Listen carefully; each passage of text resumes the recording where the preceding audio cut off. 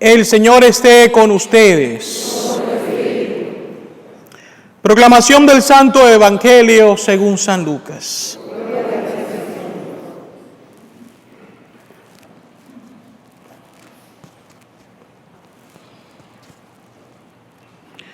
En aquel tiempo entró Jesús en un poblado y una mujer llamada Marta lo recibió en su casa. Ella tenía una hermana llamada María, la cual se sentó a los pies de Jesús y se puso a escuchar su palabra.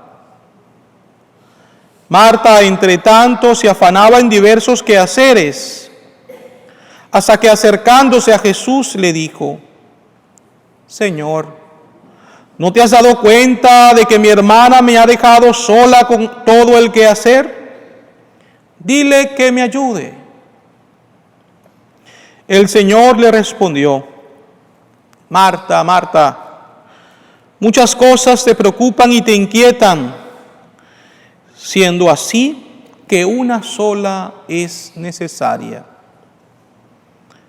María escogió la mejor parte y nadie se la quitará. Palabra del Señor. Pueden sentarse.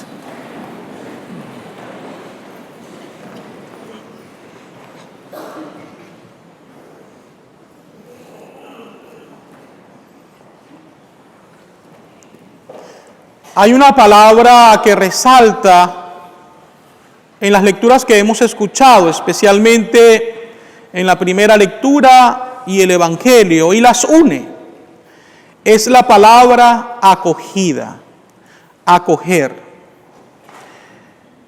Recordemos que estamos en el año de la misericordia y se nos ha insistido mucho durante estos días de gracia que meditemos y practiquemos las obras de misericordia, bien sean las corporales o espirituales.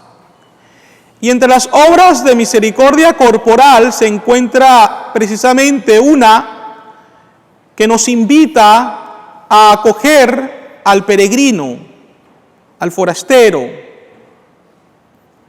Sé que esto para muchas personas significa un riesgo, sobre todo porque cuando se trata de recibir a alguien que no conocemos, pues es algo difícil. Por supuesto, nos es mucho más fácil, en medio de nuestra carencia, recibir a alguna persona que es familiar o amigo y que pues necesita una ayuda de nuestra parte, bien sea porque nos visita temporalmente o porque se ha quedado sin un lugar en donde vivir. Independientemente de eso, queridos hermanos y hermanas, esta obra de misericordia tenemos que practicarla y practicarla haciendo de ella algo más extenso, porque en ocasiones puede ser que nosotros no podamos acoger a alguien en nuestro lugar donde vivimos porque hay una regla que nos impida o no tenemos el espacio. Pero cuando se habla de acoger, también se tiene que entender como una acogida espiritual, como recibir a esa persona como amigo. Fíjense ustedes, hace varios años, cuando me encontraba en una parroquia, tuve que visitar a unos enfermos en un nursing home, en ALF. Muy bueno, por cierto, una atención maravillosa. Cada uno de ellos contaba con una habitación y pues bueno, estaban muy bien atendidos allí. Me llamó la atención que era un matrimonio al cual yo iba a visitar, pero como la condición médica de él era más grave, él tenía que estar en una habitación separada de su esposa. Y les di los sacramentos a ambos, pero después la esposa, que podía moverse un poco más, me dijo: Padre, vamos a conversar en mi habitación, y me fui con ella. Y estuvimos ahí conversando, más que todo estuve yo ahí escuchándola. Era Ahorita no me recuerdo si era el 24 de diciembre, vigilia de la Navidad, o si era precisamente el 31 de diciembre, pocas horas antes de terminar el año. Pero yo tenía un compromiso que atender en la parroquia. Sin embargo, decidí tomarme el tiempo para escuchar a esa señora. Y en un momento determinado me di cuenta que ella no paraba de hablar, porque en realidad quería estar con alguien. Ella necesitaba que alguien la acogiera, es decir, hiciera un poco de tiempo para ella y la hiciera sentir especial. Y por eso yo estuve todo el tiempo que pude. Pero cuando salí de ese lugar, reflexionaba. ¿Cuántas personas viven solas? Incluso rodeadas de muchas personas, pero solas. Y en ocasiones necesitan ser acogidas espiritualmente por otras. Estamos en un mundo donde todos vivimos de carrera, apurados. El tráfico nos da mucho dolor de cabeza a aquellos que manejamos. Nos quejamos del tráfico. Y es cierto, hay muchas cosas que hacer, muchas cosas son importantes.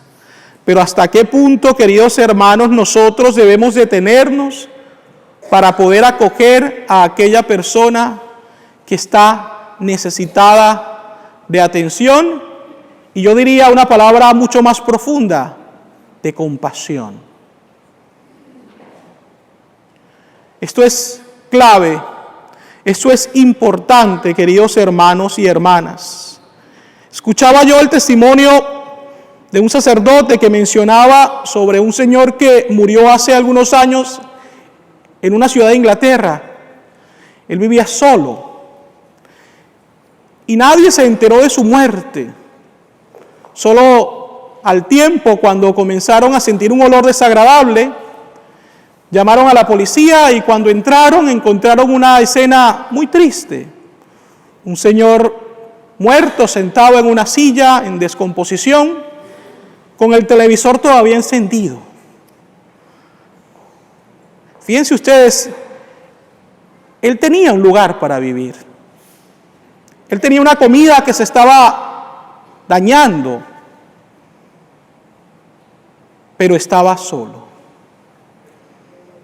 ¿A cuántas personas nosotros necesitamos acoger espiritualmente? Sería bueno que nos preguntáramos, porque en ocasiones no tenemos que ir muy lejos. En nuestras propias familias tenemos muchas de estas personas a las cuales tal vez voluntaria o involuntariamente ignoramos y nos justificamos porque nos decimos estar muy ocupados.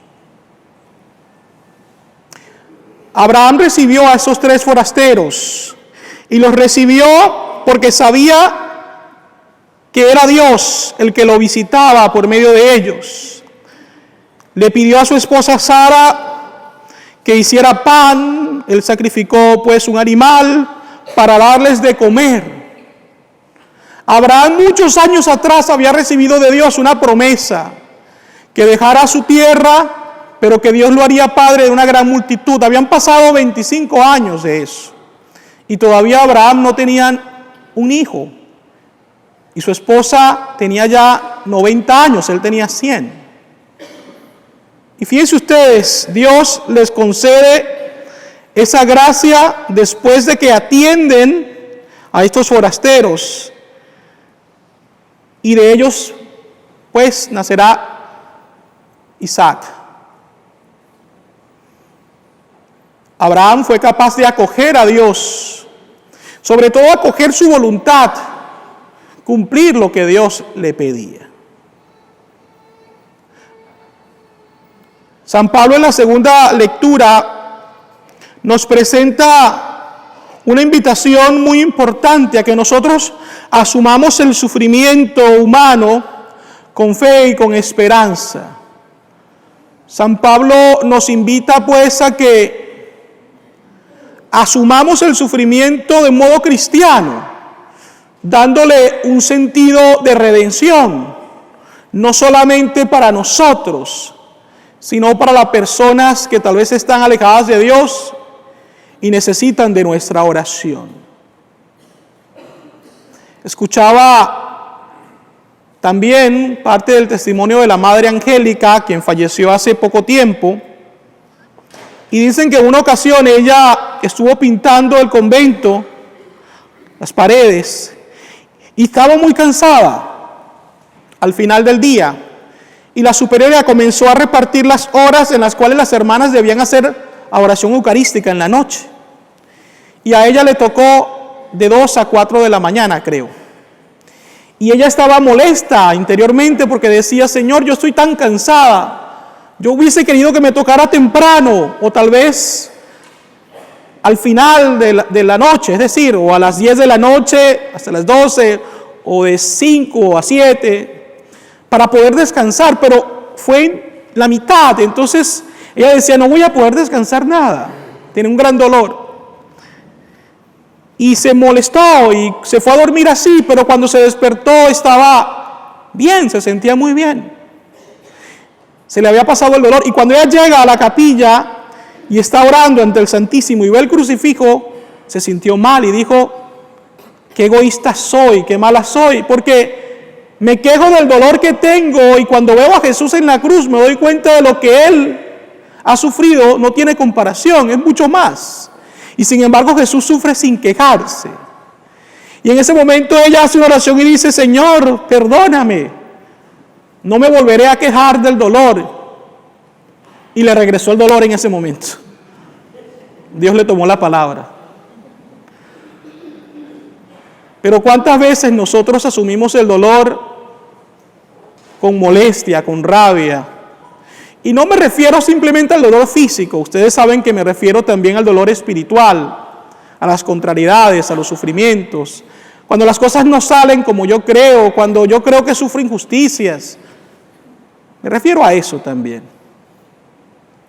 Tenemos que acostumbrarnos a pensar de que Dios tiene un plan y de que muchas veces, incluso a pesar de nuestros problemas o de las aparentes contrariedades, Él lleva a cabo ese plan para su gloria y para nuestro bienestar y el bien del prójimo.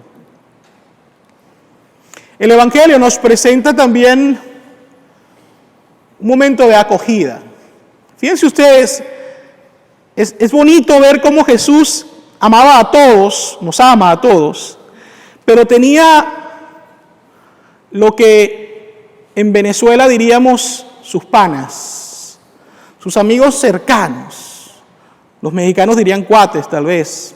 No sé cómo se dirá en Cuba, pero bueno, ya me dirán ustedes.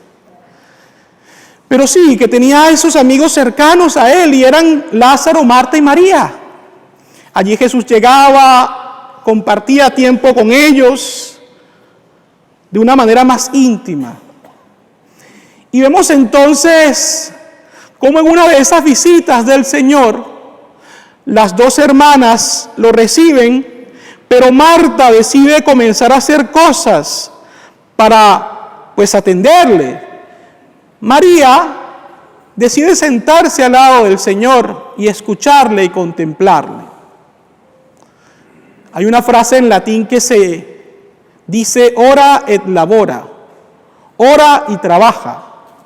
Y esto resume un poco el mensaje de este evangelio. Debemos orar, queridos hermanos y hermanas, debemos trabajar. Las dos tienen importancia, pero el Señor dice que sola una es necesaria, la que escogió María, la oración, la contemplación, y nadie se la quitará. El Papa Francisco, cuando fue electo Papa en el año 2013, y dio su primera misa en la Capilla Sistina junto con los cardenales, dio una homilía espontánea. A mí me llamó mucho la atención porque era la primera vez tal vez que yo veía a un papa dar una homilía sin seguir ningún papel. Y eso me impactó muchísimo, y me recuerdo mucho que él dijo una expresión que era así más o menos. Él decía, no podemos caminar sin la cruz de Cristo, sin Cristo. No podemos edificar sin la cruz de Cristo, sin Cristo. Porque si lo hacemos así, toda la obra carecerá de la presencia de Dios. ¿Y cuántas veces muchas de las cosas que nosotros hacemos carecen de Dios? Carecen de la ayuda de Dios y por eso son obras vanas. Voy a citar aquí otro pasaje bíblico, pero que yo creo que nos ayuda a entender mejor esto. La pesca milagrosa. Los apóstoles habían intentado pescar toda la noche y no habían agarrado nada. Y cuando Jesús le dice, tiren las redes a la derecha, ¿qué sucede? Hay una gran pesca. Antes era pura obra humana. Cuando Jesús pide que hagan lo que Él les dice, es una obra humana acompañada de la acción divina de Dios. Y es allí donde hay bendición. Entonces, queridos hermanos y hermanas, lo que nos invita a este pasaje del Evangelio es a que nosotros no construyamos nuestra vida sin Dios, sino que lo tengamos a Él como arquitecto. Claro que en algunas ocasiones nosotros queremos hacer las cosas a nuestro modo y Dios nos dirá, ¿sabe qué? Así no.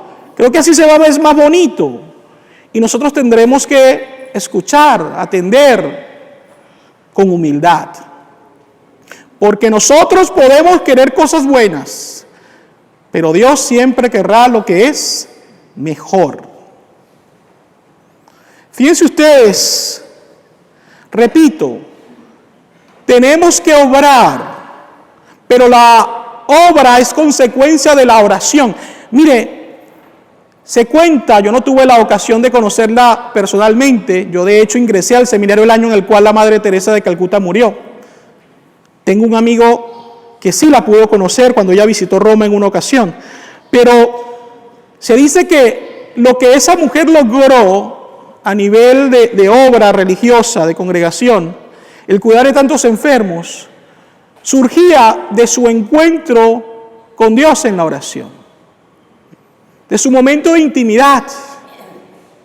A mí me gusta muchísimo ver cómo durante el día y especialmente durante la noche muchas personas vienen a la capilla del Santísimo Sacramento aquí a orar. Porque es un momento de oasis, un momento en el cual encontramos fuerza para seguir el camino. Estamos en el proyecto de construir una nueva capilla de oración eucarística. Ahí vamos, poco a poco, gracias a la generosidad de muchos de ustedes y a la bendición de Dios. Pero qué importante es poder hacer de esto un hábito. El visitar el Santísimo para contemplar al Señor. De allí, les aseguro, pueden salir muchas ideas para concretarlas posteriormente en obras, pero en obras bendecidas, aprobadas por Dios. Tengamos pues un balance en nuestra vida espiritual, en el hacer cosas buenas, pero también en el contemplar al Señor para que de esa forma estemos plenamente seguros de que lo que yo estoy haciendo es lo que Dios quiere. Porque es que ese es el problema. Pongo el ejemplo de San Pablo. San Pablo perseguía a los cristianos porque él pensaba que ellos eran unos locos y que eran unos subversivos al seguir a Cristo. Entonces él, como buen judío, los mandaba a arrestar. Muchos de ellos incluso morían. Pero San Pablo pensaba que él estaba en lo correcto. Pero Dios se le aparece camino al Damasco y le dice: Saulo, Saulo, ¿por qué me persigues? Entonces, es allí que les comparto una prueba más de que en ocasiones lo que yo considero que es bueno en mi obrar, tal vez no lo es. O tal vez sí lo es. Pero tenemos entonces que ponernos en la presencia de Dios, desnudarnos espiritualmente ante Él, para que Él nos confirme o nos corrija. Para terminar esta homilía, voy a mencionar algo que me impactó muchísimo y que es nuevo. Muchas de las cosas que uno predica las ha aprendido con el paso del tiempo, pero esto que les voy a compartir lo leía en un comentario muy bueno de Scott Hahn. Y él dice, de las dos, el contemplar, el orar y el hacer, trabajar, la más importante o la indispensable, la única necesaria, es la contemplación. ¿Por qué? Y aquí viene una verdad escatológica. Y es porque cuando vayamos al cielo, que esa es la meta de todos, allí nuestra vida consistirá no en hacer, sino en contemplar a Dios. Gozarnos de la presencia eterna de Dios. Ahí yo no sé cómo van a ser las personas que son muy activas y no pueden parar de hacer cosas. Yo no sé. Dios nos dará una gracia para ese momento también. Pero en particular, esa es una verdad de fe. El cielo consistirá en gozarnos de la presencia de Dios, contemplarnos en Él. Así que, queridos hermanos y hermanas, aprovechemos este día que Dios nos concede para encontrarnos con Él en la intimidad de la oración, pero también para que obremos el bien en favor de los demás, para la gloria de Dios. Especialmente podemos preguntarnos el día de hoy, ¿cómo puedo acoger mejor a las personas que vienen a mi encuentro? Yo siempre que visito un enfermo y veo a una persona que lo cuida, me digo, ojalá que el día en el cual yo me encuentre en una situación similar, si es que Dios me permite llegar así, también yo tenga a alguien que me cuide. Ojalá que en esos últimos minutos Dios también envíe un sacerdote que me auxilie con los sacramentos. Porque lo que nosotros hacemos, además de que es una obra de misericordia, alabamos a Dios, es también una obra de esperanza. Porque sabemos que Dios no desampara al que obra el bien con amor y con entrega. Supliquemos pues al Señor nos conceda estas gracias espirituales para ponerlas en práctica y alcanzar de Él su misericordia infinita. Así sea.